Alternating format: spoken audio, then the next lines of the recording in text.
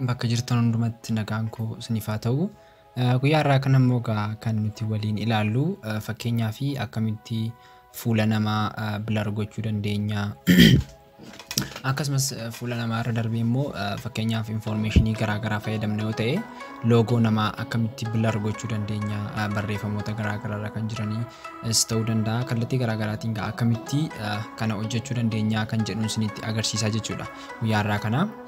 Kanaaf gaamma yeroo baay'ee fakkeenyaaf yeroo viidiyoota garaagaraa edit goonu loogoon namaa turre jiraatu ta'ee bareedaadha.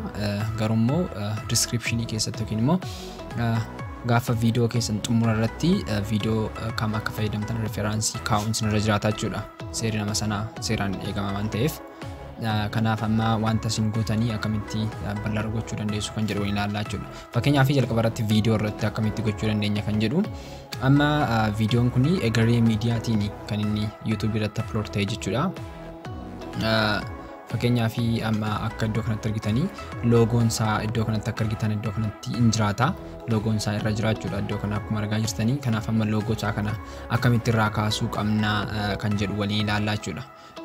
Yeroo baay'ee gaafa YouTube irratti viidiyoota fayyadamtan viidiyoo isaa yookiin immoo waan akkasumattidha malee fakkeenyaaf fotoo deessitanii gidduu galchitu malee fakkeenyaaf yoo fudhattan garuu kan isinitti himu yeroo viidiyoo yookiin soorsii namaa fayyadamtan yeroo kamiyyuu sagalee isaa keessaa balleessuu isinirra jiraachuudha. Gidduutti fakkeenyaaf fotoo dubbattanii gidduutti galchitu malee yoo fakkeenyaaf sagalee nama sanaa wajjin galchitan kilaasikaalii isaa wajjin galchitan completely YouTube irratti copyright isin jalaa ta'a waan ta'eef kunis YouTubein keessan akka cufamu taasisa waan ta'eef viidiyoo namni biraa tokko YouTube irratti ol baasee gaafa fayyadamtan sirriitti eegdanii fayyadamuu qabdu jechuudha. Loogoo isaa barreessitanii balleessitanii sagalee isaa balleessitu akkasumas viidiyoo sana dheeraa gochuun qabdan jechuudha gidduutti gaafa fayyadamtanii.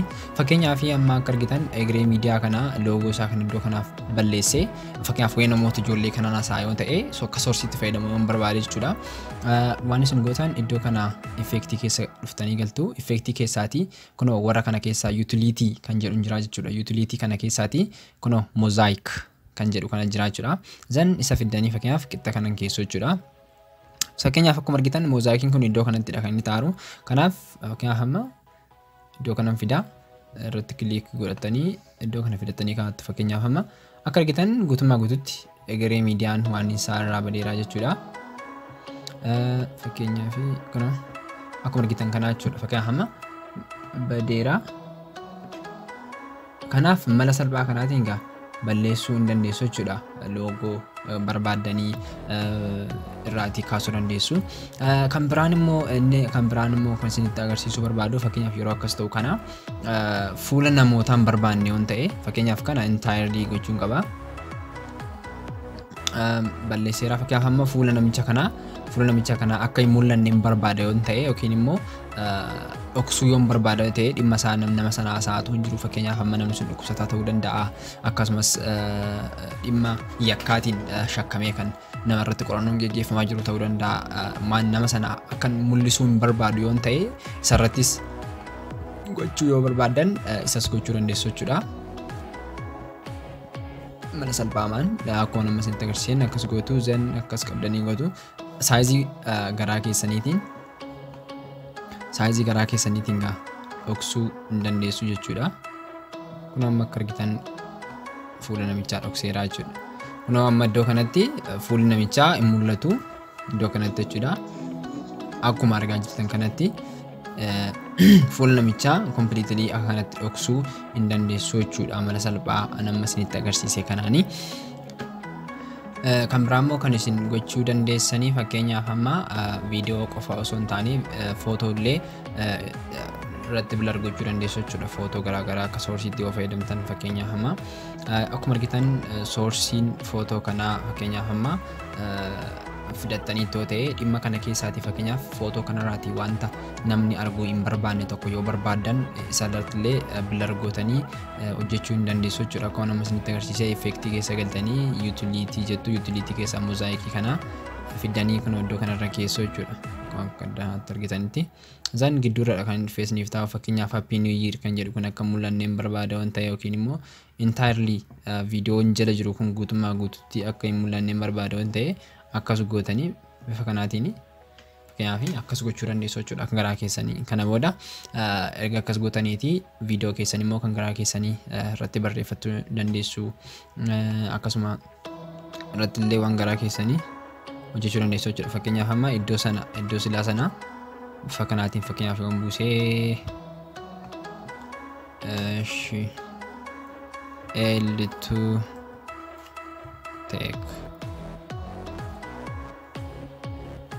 tech then subscribe fakkeenyaaf jechuudha. Hangaraa kooti irratti waan gochuu ni danda'a. Subscribe again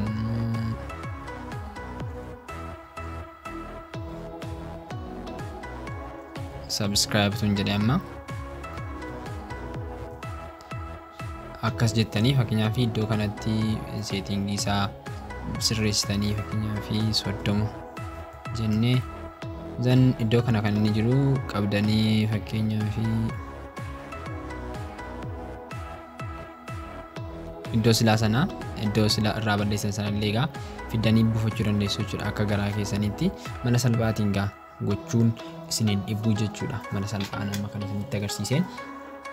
Kanaaf gaa yeroo viidiyoota akkasii hojjettan kanatti mala salphaatiin of eeggannoo kan ta'een hojjechuu dandeessu. Kana malees gaa akkaawuntoota garaagaraa kallattii garaagaraatiin yoo fakkeenyaaf onlaayinii barsiistuu ta'e akkaawuntoota keessan akka namoonni hin agarreef illee gaa mala salphaatiin mala kanatti fayyadamuu dandeessu jechuudha. Fakkeenyaaf paaswoordii guuttan, iimeelii guuttan, lakkoofsa bilbilaa guuttan mala salphaa kanaatiin gaa golgitanii namootatti tiitoriyaalii garaagaraa laachuu dandeessuun isiniin jedha jechuudha. Egaa barnoota koo irraa kana yookiin immoo tiitoriyaalii irraa kana tooruma kanaa tanan golabaa baay'ee na dhaggeeffachuu keessaniif galatoomaan isiniin jedha. Turtii na wajjin gootanii fi subscribe gochuun dagatinaa. Akkasumallee egaa hiriyoota keessaniif share godhaa. Namoonni kallattii afaan isaaniitiin akka barataniif illee egaa yoo jajjabeessitan baay'ee gaariidha isiniin jedha. Galatoomaa nagaatti.